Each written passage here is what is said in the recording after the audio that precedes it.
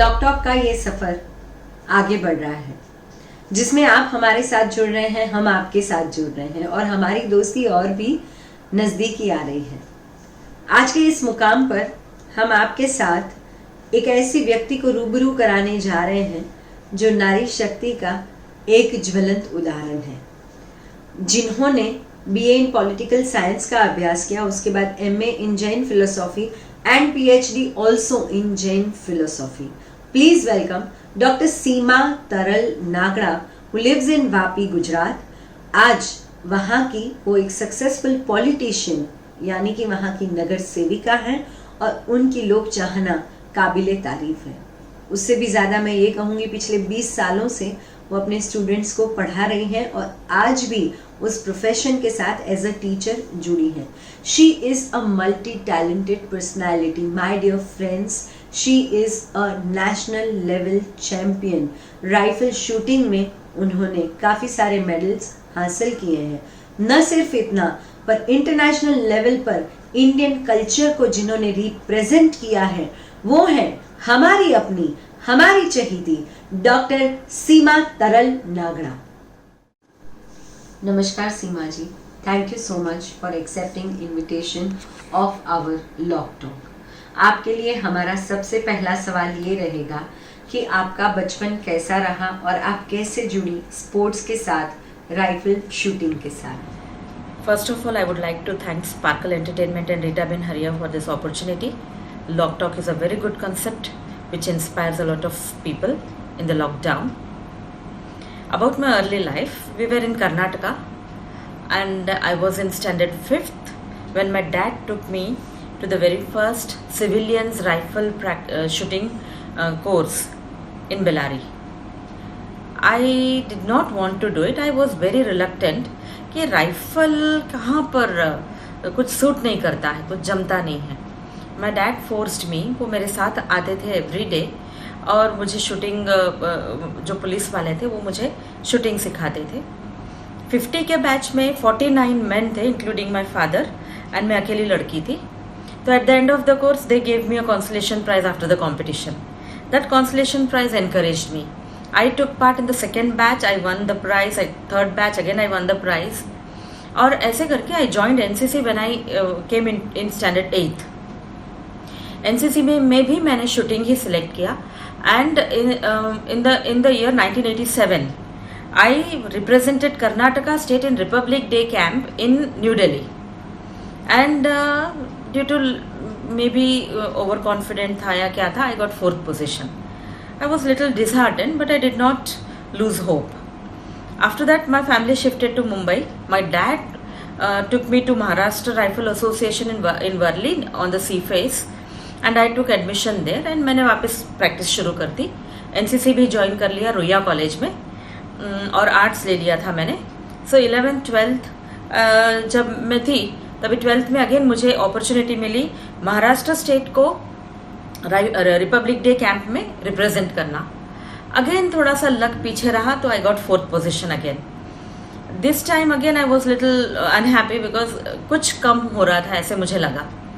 I started more rigorous practice और उसके बाद I started taking part in shooting competitions at the district level.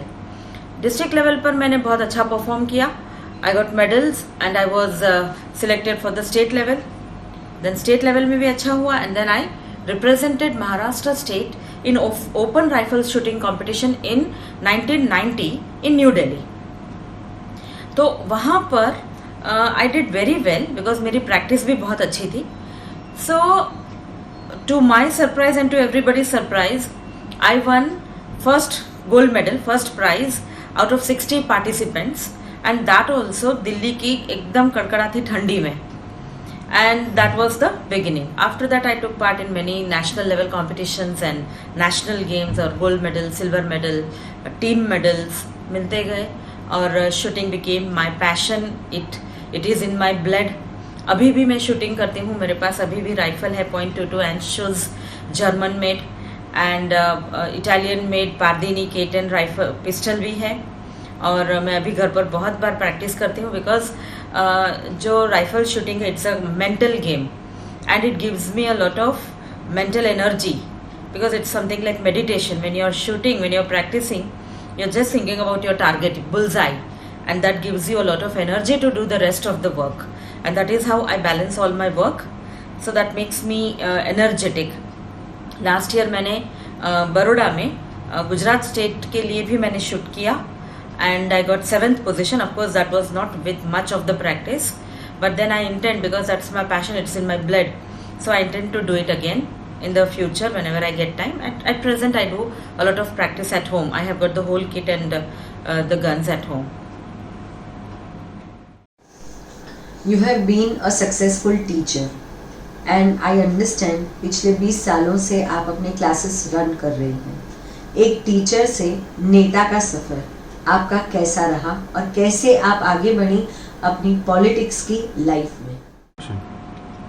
From teaching to politics, really strange but interesting. By profession, I'm a teacher. I run coaching center and I teach English and social studies since last around 19-20 years. Then how did I get into politics? I have no political background. मेरे near family में at present कोई भी politics में नहीं है, तो मैं कैसे आ गई पॉलिटिक्स में? बहुत लोगों को ये क्वेश्चन है. This was the period of demonetization in 2016. One fine morning I got a call कि आपको contest करना है election. I was shocked. I said no, I cannot do it. मेरा फील्ड नहीं है, मैं नहीं कर सकती ये काम. Couple of calls more. I had to think about it because the people who were calling me were very important to me. So they took me to the MLA of our area, Sheikh Anubhai Desai. He supported me. He said that I'm the one for this job. They wanted somebody to represent the women and also somebody who could represent all the Kachhe communities of Vapi.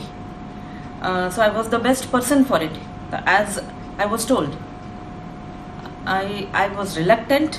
मैंने सोचा कि मैं कैसे कर पाऊंगी ये, मुझे कोई सिस्टम का कोई नॉलेज भी नहीं है कि कैसे काम किया जाता है पॉलिटिक्स में. But then they assured me, because I'm educated, I can do it.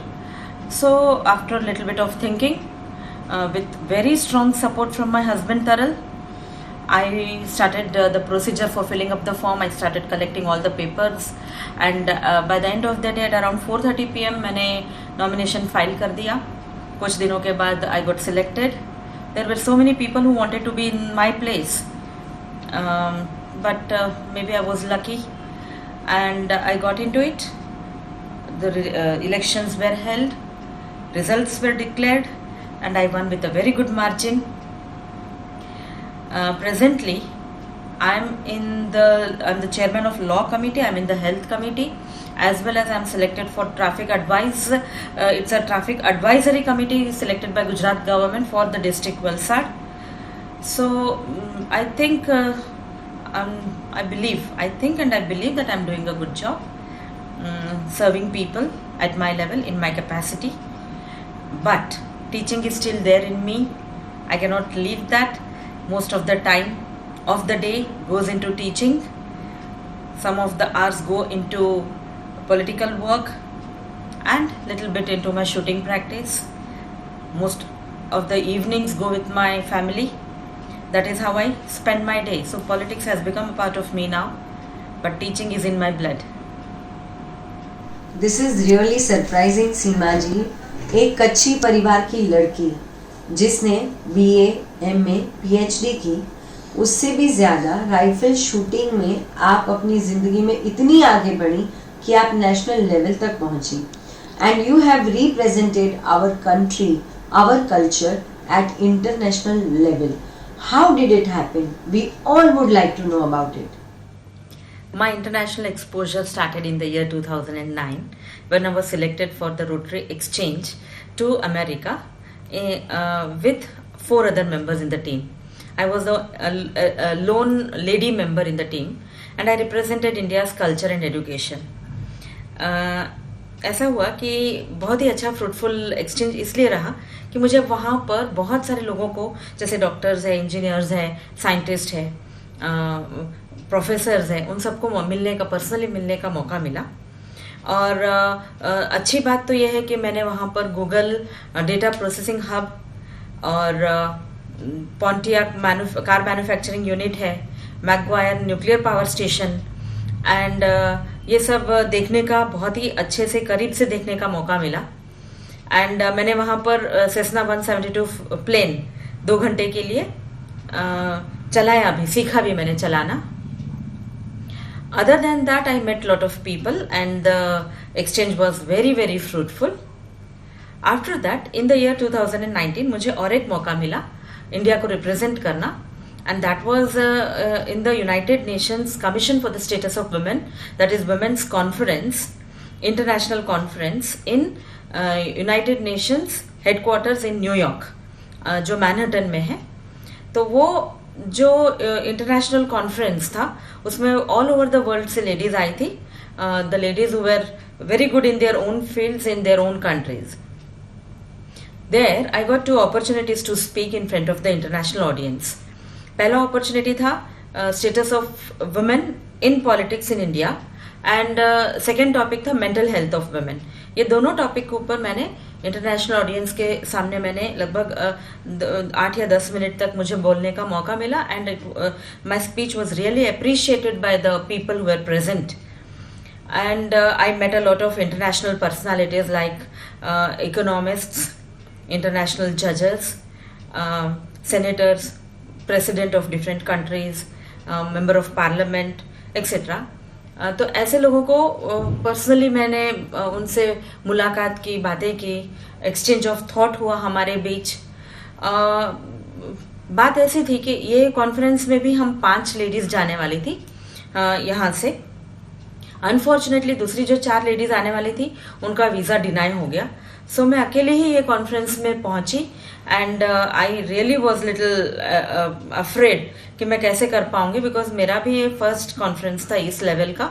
But the confidence in me led me to perform very well and I made a lot of friends. I am in touch with a lot of such people आज भी।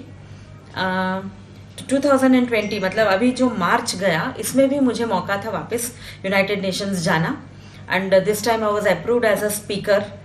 जो मुझे बोलना था role of education for empowering women, ये topic पर मुझे बोलना था अराउंड 15 मिनट्स का।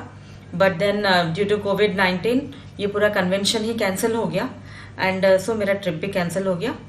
But I'm hopeful that such opportunities always come on the in the way and you should be very alert to grasp them. हमारे पास बहुत सारे मौके होते हैं ये कहने के लिए कि जैसे हम बोल देते हैं मेरे पास टाइम नहीं है, बहुत काम करना पड़ता है, घर का काम करना पड़ता है, ये सारे एक्सक्यूजेस हैं।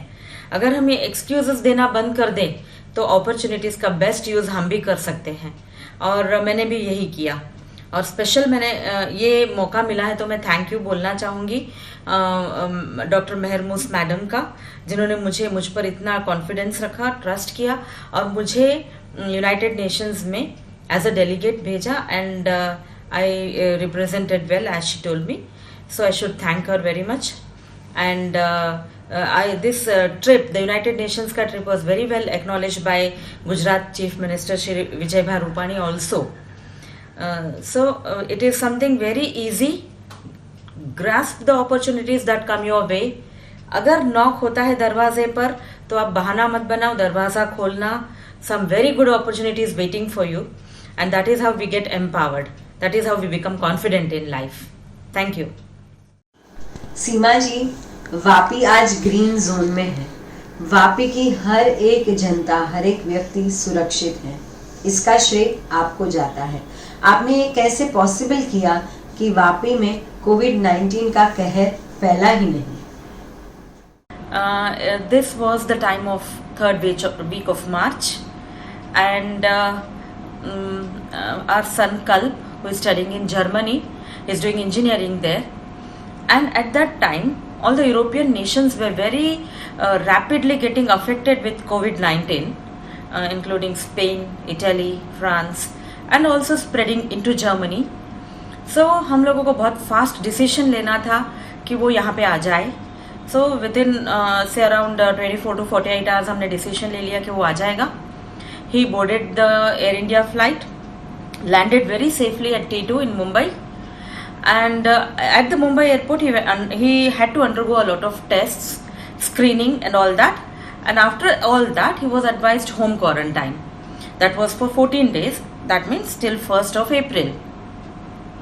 On the way back to Vapi, हम तीनों जब ड्राइव कर वापी आ रहे थे तो कुछ इम्पॉर्टेंट डिसीशंस हमने ले लिए, और उसमें से बहुत ही इम्पॉर्टेंट डिसीजन जो हमने लिया वो था हम दोनों, मैं और तरल भी, हम दोनों भी होम क्वारंटाइन हो जाएंगे, सेल्फ क्वारंटाइन था वो। और आते आते हमने फ़ोन पर मेरी मेड, कुक, सभी लोगों को मैंने मना कर दिया कि नेक्स्ट 15-20 डेज के लिए कोई भी नहीं आएगा। फ्रेंड्स को भी मैंने ये सिचुएशन समझा दिया कि ये हो गया है और अभी हम लोग घर पर ही रहेंगे। सो जो ज़रूरत वाली चीज़ें थी वो फ्रेंड्स पहुंचा देते थे। एंड घर पे आते हमने और एक डिसीजन लिया कि कोई भी काम हम इंडिविजुअल नहीं करेंगे, जैसे कोई भी इंडिविजुअल एक्टिविटी नहीं होगी। फॉर एग्जाम्पल मेरी स्टडी है या ऐसा कोई भी काम, जो भी करेंगे कलेक्टिवली करेंगे। तो हम लोगों ने स्टार्ट कर दिया, जैसे कलेक्टिव कुकिंग है, मूवी देखना, फिटनेस के लिए, और जैसे रूटीन हम लोगों का तीनों का है, प्रेयर करना, जाप करना, मेडिटेशन करना, तो ये सब चीज़ें हमने कर दिए। उस वक्त फिजिकल स्ट्रेस के साथ साथ मेंटल एप्रीहेंशंस भी बहुत थे, जैसे what if Kalp is infected, symptoms 3-4 दिन के बाद दिखे तो, so that back of the mind एक फियर चल ही रहा था। But we were all together, we were spending the best family time together, so nothing worried us at that time, and smoothly 15 days pass भी हो गए। But then lockdown की वजह से, जो part 1 lockdown up till 14th April था, तो we were given mandatory quarantine up till 14th April. So around 1 month के लिए हम लोग क्वारंटाइन थे घर पर। मेरा पॉलिटिकल काम भी ऑन फोन चल रहा था, और बस तीनों एक दूसरे के साथ बहुत समय अच्छे से हम निकाल रहे हैं, अभी भी वही चल रहा है। But sometimes I have to go out for my work and I am allowed to do that, so I do that. A woman who can manage household things, who can work outside also, and who can take care of everything on this earth. And you are the best example of woman empowerment, as you are multitasking, you are multi-talented, and you know how to grow and how to lead. We would like to get some inspiration from you, Seema ji. Please share your special advice for women empowerment. Women empowerment is a very sensitive topic. I believe that it is not at all a very big topic that we have to deal with, because it has got 2 factors. Very importantly, factor number 1, women को खुद को empower होने की ज़रूरत है. She has to think out of the box and become empowered herself. Like, she has to take her own decisions. She has to be self-reliant, confident. Many such qualities will make her empowered. And the second factor that is important in this is the support from the male members of the family, like husband, father, brother, etc. अगर इन लोगों का support मिल जाता है तो women बहुत ही easily, बहुत ही fast empower हो जाएगी। See again, empowerment, women empowerment का मतलब ये नहीं कि कोई वुमेन एम्पावर्ड है तो वो सुपर वुमेन हो जाएगी, या उसको पायलट बनकर फ्लाइट उड़ानी है, या आर्मी में ज्वाइन होकर फ्रंट पर बैटल करना है। No, I don't believe that. जो भी आप काम करते हो, अगर उसको कॉन्फिडेंटली करते हो, अपने डिसीजंस खुद लेते हो, अपने आप में आप डिपेंडेंट हो, तो फिर आप एम्पावर्ड हो। But Indian society is little bit male dominated, so इसके लिए आपको थोड़ा एक्स्ट्रा एफर्ट्स लेना पड़ेगा। थोड़ा ज़्यादा आप सेल्फ रिलायंट हो जाएंगे तो बहुत ही ईजी है ये। मैं आपको कुछ सवाल पूछती हूँ, स्पेशली महिलाओं को। अगर आपके घर पे कोई लेटर आता है, आपके नाम पे लेटर आता है, अगर वो बैंक के लेटर हो या शेयर्स या डिविडेंड्स का कोई लेटर हो, तो आप क्या करते हो? ऑब्वियसली आप चाहेंगे कि मेल मेंबर जैसे हस्बैंड या फादर उसको चेक कर ले। क्वेश्चन नंबर 2, अगर आप जानते हो कि आपका लाइफ इंश्योरेंस या मेडिकल इंश्योरेंस कितने का है, आप जानते हो आपका एनुअल प्रीमियम कितना है, आई एम श्योर बहुत सारी लेडीज ये नहीं जानती होगी। मैं चाहती हूँ कि वुमेन एम्पावरमेंट की शुरुआत यहाँ से हो जाए। आपके डिसीजंस आप खुद लो, आप अपनी जानकारी रखो।